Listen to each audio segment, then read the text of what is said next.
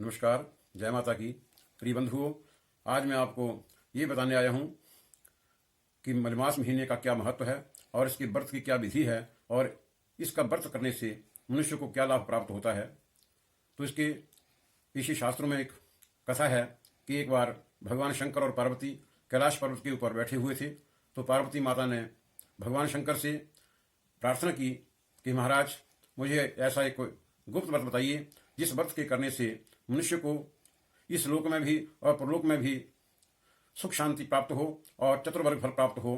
तो भगवान शंकर ने कहा कि योगों में से परम योग, व्रतों में से परम व्रत, दानों में से परम दान।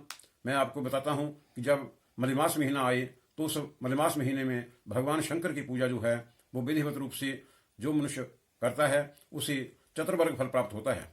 तो पार्वती ने सारी बात सुनकर के भगवान शंकर से प्रार्थना की कि महाराज, आपने जो कहा है वो तो सत्य है, किंतु मुझे ऐसा बताइए कि जो व्रत है सबसे पहले किसने किया था, इसके पीछे क्या कथा है, ताकि मेरी शंका जो है वो दूर हो। तो भगवान शंकर ने कहा कि पार्वती, एक बार 3 गंधर्व कन्याएं अपनी क्रीड़ा करने के लिए वो तालाबों पर गई हुई थी। तो नंदाख्या, रतनचूड़ा, रूचूड़ा और घृतपर्णा, उन तीनों गंधर्व कन्याओं के नाम थे। वो तीनों कन्याएं जो थी वो वहाँ अपना नृत्य कर रही थी और अपने रूप पर वो अब बड़ी गर्वित थी। इतने में क्या हुआ कि दुर्वासा ऋषि जी महाराज वहाँ उस तालाब पर स्नान करने के लिए वहाँ पहुँचे। तो दुर्वासा ऋषि जी ने अपने शरीर पर पूर्ण रूप से वस्त्र जो थे वो धारण नहीं किए थे। तो और उनका शरीर जो था वो बड़ा कमज़ोर था। वो तीनों गंधर्व कन्याएं जो थी उनके बारे में ये आपस में बातें करने लगी कि हमारे लिए ये ही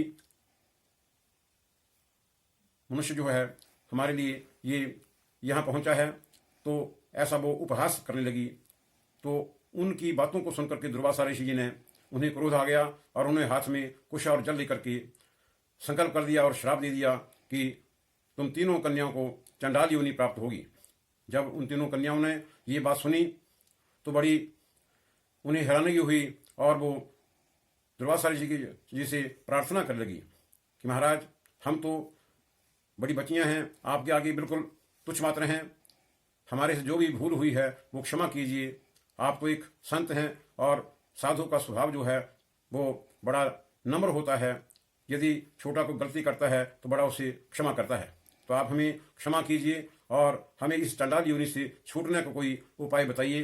तो जब उन्होंने दुर्वासा ऋषि जी ने उनकी ये बातें सुनी तो उन्हें उनका क्रोध जो था वो शांत हो गया और उन्होंने कहा कि हे गंधर्व कन्याओं, जो मैंने अपने मुंह से वचन दे दिया है वो तो वैसे ही पूरा होगा, किंतु मैं इसका निवारण हेतु मैं आपको बताता हूँ कि जब मलमास महीना आए तो उस महीने में भगवान शंकर की एक प्रतिमा बनवा करके उस प्रतिमा का विधिवत रूप से षोडशोपचार विधि से पूजन करना और पूजन करने के पश्चात उसके आगे छत्र और वस्त्र इत्यादि रखना और भोग के लिए 33 पूड़े जो हैं वो बना करके कांस्य पात्र में रख करके भगवान को भोग लगाना और उसके पश्चात वो वस्त्र, छाता इत्यादि और 33 पूड़े जो हैं वो आचार्य ब्राह्मण को वो दान करना है। ऐसा करने से आपकी चंडाल योनि जो है वो छूट जाएगी। तो सारा विधान जान करके उन 3 जो गंधर्व कन्याएं थी उन्होंने जब मलमास महीना आया तो विधिवत रूप से जैसा ऋषि जी ने बताया था उसी रूप से उन्होंने भगवान शंकर की पूजा षोडशोपचार विधि से पूजा की और वस्त्र, छाता इत्यादि और जो पूड़े बना करके 33 जो थे वो भोग लगा करके उसका प्रसाद ग्रहण किया और वो सारा सामान जो था वो आचार्य ब्राह्मण को दान किया। ऐसा करने से उनकी चंडाल योनि जो थी वो छूट गई और बड़ी वो प्रसन्न हुई।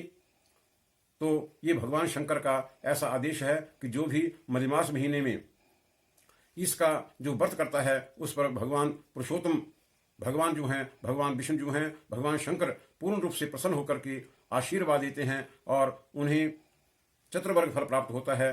तो इस महीने में मनुष्य को अवश्यमेव, चाहे वो छोटा है, चाहे वो बड़ा है, चाहे विधवा स्त्री है, उसे ये व्रत जो है अवश्यमेव रखना चाहिए। और जैसी जैसी भावना से जो भी मनुष्य व्रत रखता है उसे वैसा ही फल जो है भगवान देते हैं।